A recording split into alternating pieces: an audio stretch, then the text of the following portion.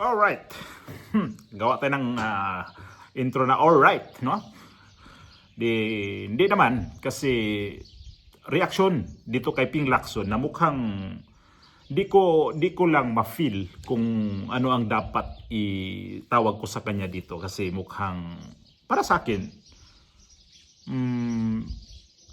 feeling ko lang na pakitang tao lang ba talaga siya itong during the campaign period na mukhang nagpapalapad ng papel na ang unang-una talaga niyang sinasabi ay yung bantayan niya ang mga budget na mangyayari.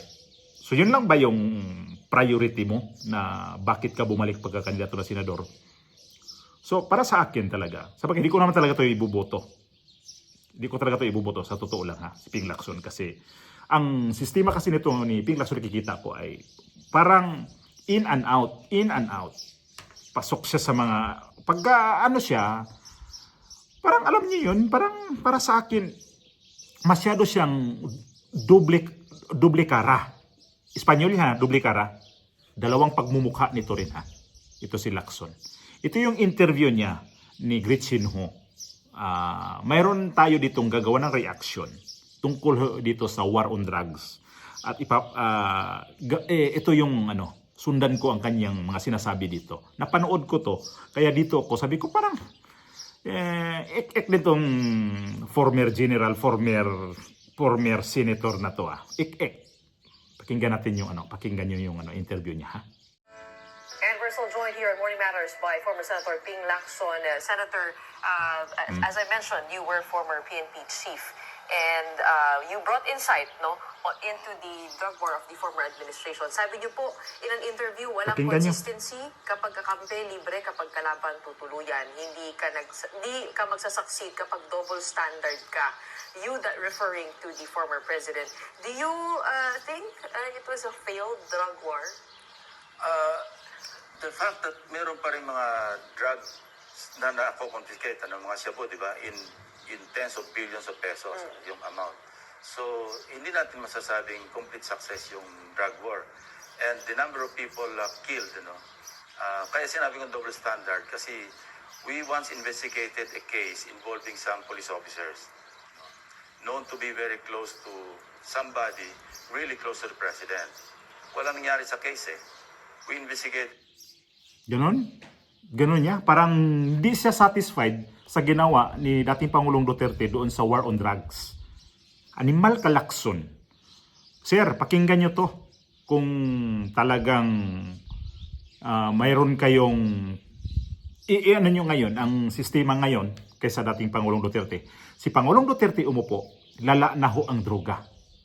Lalang-lala na ang droga. Mayroon silang sinasabi noon na halos na magiging narco-politics na ang Pilipinas. Narco-state na halos ang Pilipinas nung pag-upo ni Pangulong Duterte. Imagine nyo, ilang presidente dumaan, hindi pinapansin ang droga. Lacson. Sabihin ka ba kaya na bobo ka ba, napaka-senador, bobo ka ba na PNP chief noon? Panahon mo, nung nag-PNP chief ka, may war on drugs bang ginagawa noon? Wala. Iba yung inatupag nyo noon na panahon mo na ikaw ang PNP chief. Kaya, wag mong sabihin na ang war on drugs ni Pangulong Duterte ay parang walang nangyari. Yun ang ibig sabihin niya Kasi nga mga pulis, ganon talaga, mga pulis ang nun. Kaya normal yun, pero na-minimize yun, Mr. Lacson, ang sa droga. Katulad ngayon, na ang dami na namang droga, edi anong nangyari sa Pilipinas ngayon? Paktay dito, paktay doon.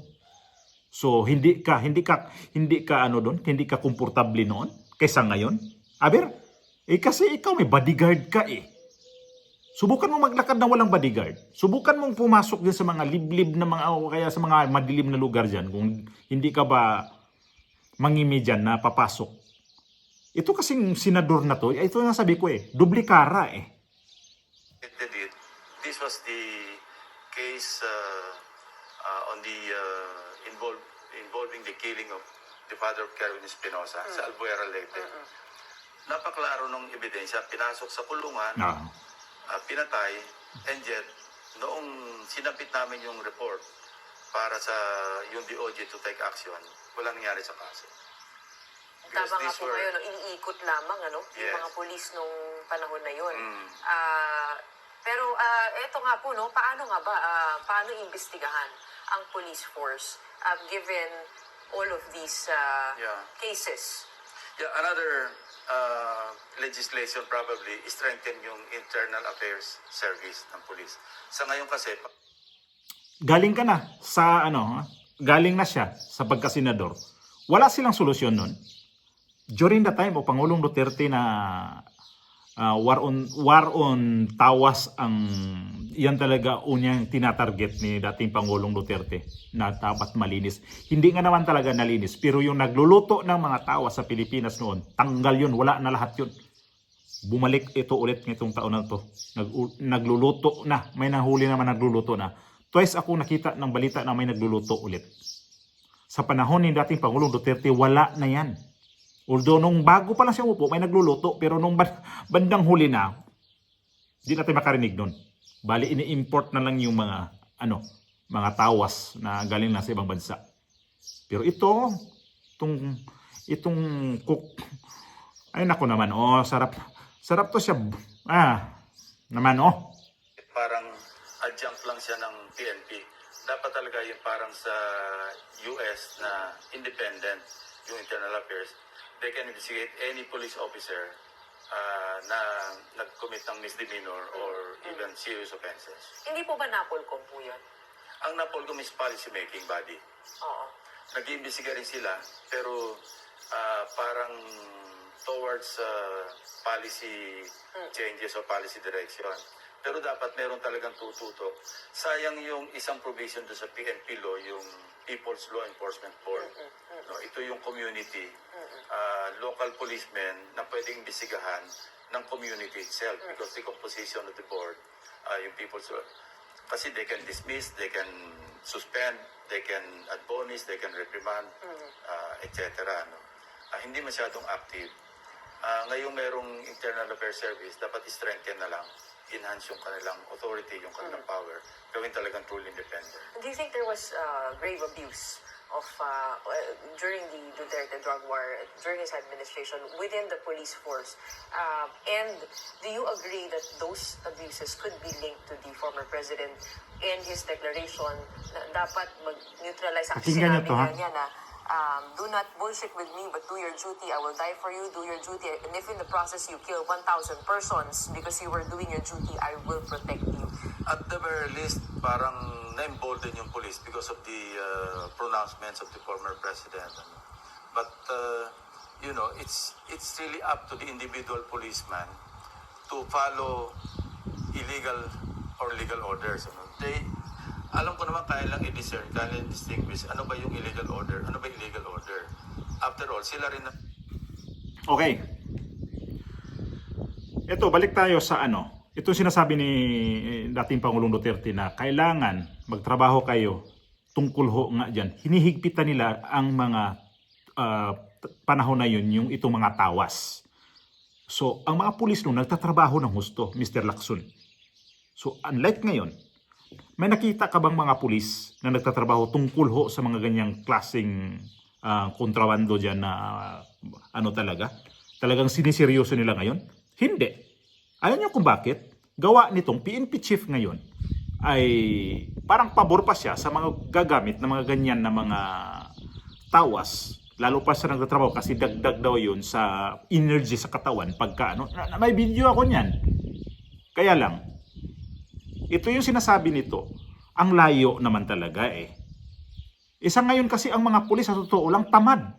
Hindi kagaya noong panahon ni Pangulong Duterte na masipag sila noon na talaga ng sa mga hindi maganda sa lansangan. At makita naman natin noon kung gaano baka takot ang mga tao gagawa ng mga hindi maganda sa lansangan. Kasi mayroong umiiral na batas. Ngayon, nakita nyo ba sunod-sunod yung mga hindi magandang nangyayari ngayon? Sa Antipolo. Ano nangyari? Mayroon na naman kaninang binalita sa Antipolo pa din. Ano nangyari? itong mga kidnap for ransom, bumalik to ulit. Panahon nitong Kulukoy na to, nauso dati yung mga kidnap for ransom. Huwag mo kasing iba yung noon na panahon mo, Mr. Lacson, kasi hindi nyo pinapansin ang ganyang mga tawas noon. Iba yung trabaho mo noon. Mas palagay ko mas okay ka nagiging PNP chief kasi hindi mo nasagupa itong mga ganitong klase. Palagay ko mga NPA yung pinag-atupag nyo doon. Noon. Ngayon, itong panahon ni dating Pangulong Duterte, doble-doble ang kanyang hinaharap noon. NPA at saka itong mga war of tawas. Yan, natutuong istorya. Panahon mo noon, anong inaatupag mo lang? NPA lang.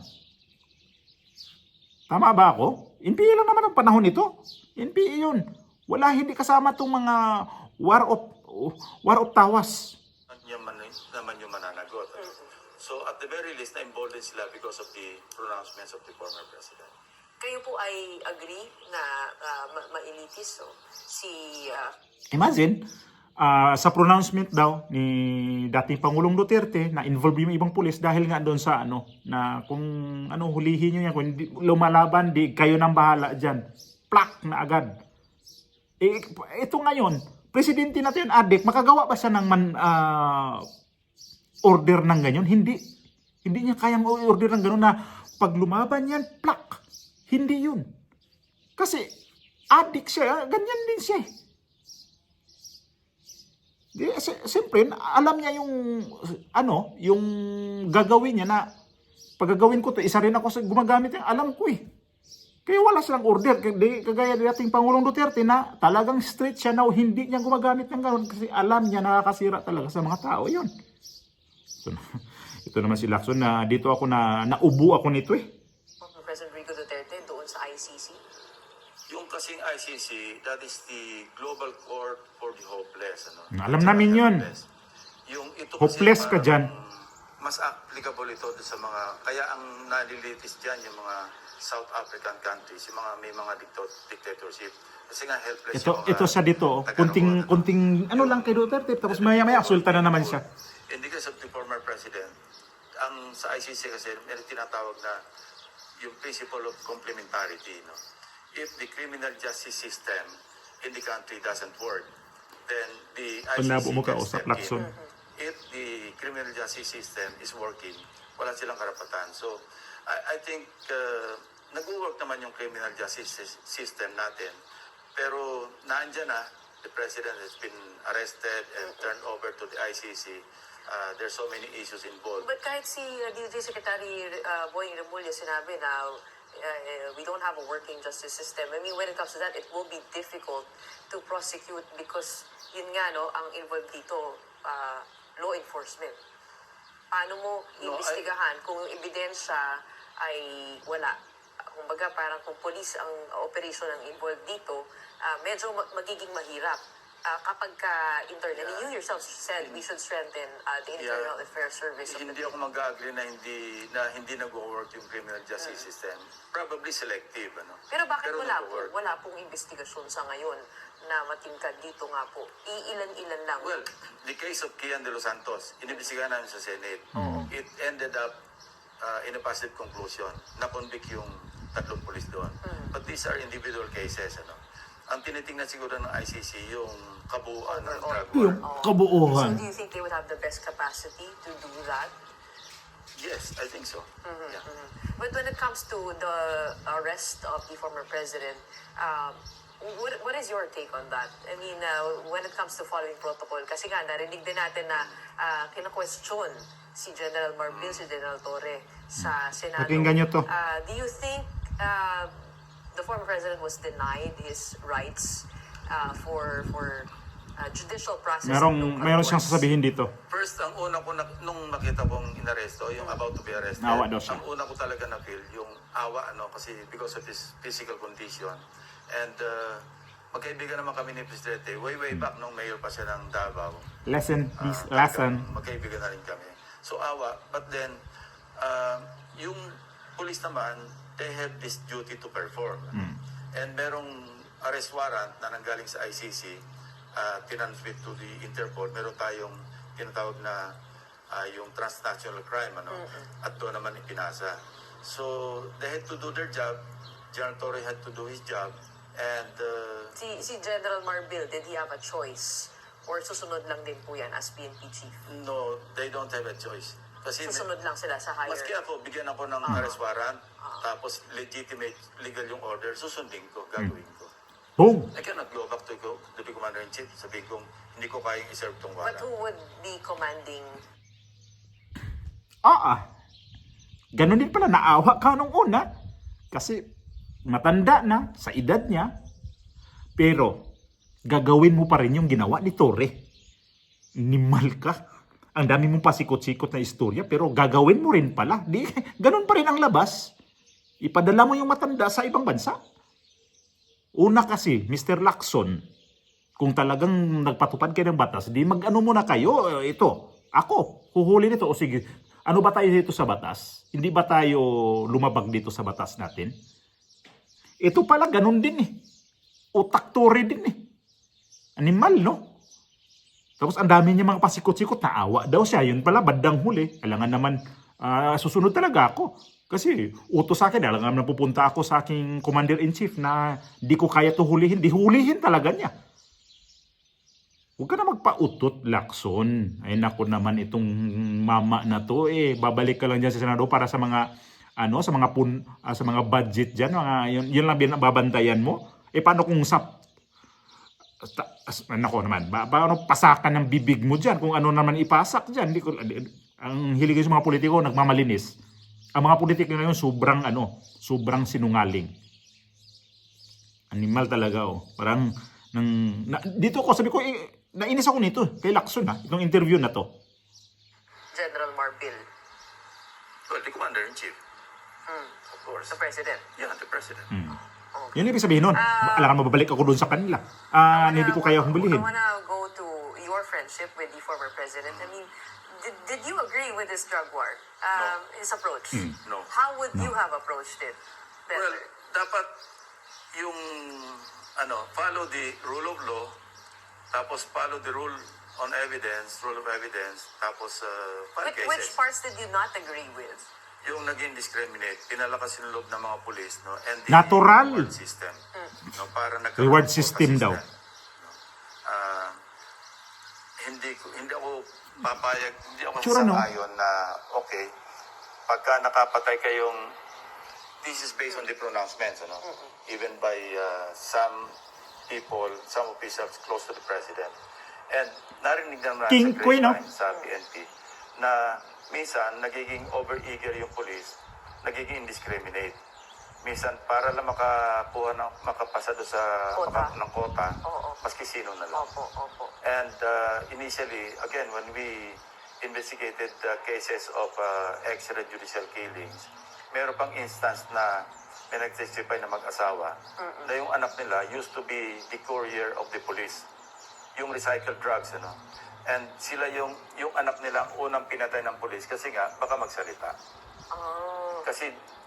Kasi anak nila yung ginagawang taga-benta ng police nung nire-recycle nilang drugs. Again, hindi ko alam kung ano nangyari doon because we only relied Narinig niyo lang po on... No. information. We investigated it. Merong evidence, merong testimonial evidence. Nung pinasa namin sa executive branch, because the Senate cannot just file cases, we'll refer it to the DOJ. Hindi ko na alam kung ano nangyari. But the evidence, the pieces of evidence that we gathered, masyadong klaro. Except yung kay Kian de los Santos and some other cases na may nangyari. Do you think there would be enough evidence to convict? Si Lacson kasi, sa ibang parte, meron akong nagustuhan ito. Pero ito na interview to niya ngayon, ang interview nito ni Gretchen Ho sa kanya, yung bukhang nabura lahat Ayaw niya sa nangyari na gira against sa mga tawas. Ay nako, sarap ba na anak ng kasi alam niyo kasi nangyari ito ngayon na sa Pilipinas. Ano na ba ang Pilipinas ngayon sa pagdating sa mga ganyang bagay? Hirap sugpuin. ang mga nasa kalye ngayon. Nakikita ko araw-araw sa mga balita. Kung ganun talaga. Nung kanina napanood ko yung balita, yung nagmamakaawa yung apat sila na tao sa nagmamakaawa yung isa na wag ituloy nyo yung ibang. Pero narinig sa CCTV na may pumutok. Tapos nung umalis sila, 3 na lang, 4 yun sila, pero yung isa na iwan na yung nakasando daw. So, ito ngayon, Lacson, hindi mo nakikita yan. Ba't ka kandidato pa kayo ng mga ganyang senador kung hindi man lang kayo maghanap ng solusyon ganyan tungkol sa mga ganito nangyayari sa Pilipinas ngayon? Animal kayo. Hayupak, no? Huwag na kayong kung wala kayong solusyon dyan, anong gagawin sa Pilipinas ngayon? Magiging panahon ulit ni Pinoy? Panahon ulit nila ni Gloria Arroyo na sa mga naglaganap ang mga tawas? Nung panahon ni Pangulong Duterte, tahimik ang Pilipinas sa mga ganyan. Pero ngayon bumalik ulit yan. Panahon ni Bongbong Marcos. Yan isa sa inaayawan ko . At itong mga klaseng politiko, tumanda na lang kayo sa pamumulitika. Pero wala kayong sulit talaga na ipapatupad na batas sa Pilipinas. Babalik ka na naman, mananalo ka halimbawa dyan, tapos ano bang balak mo talaga? Oh my God. Sus Mariosep naman itong mga politiko sa Pilipinas ngayon. Kaya nakakawalang gana itong tao na to. Puriagaba Lacson.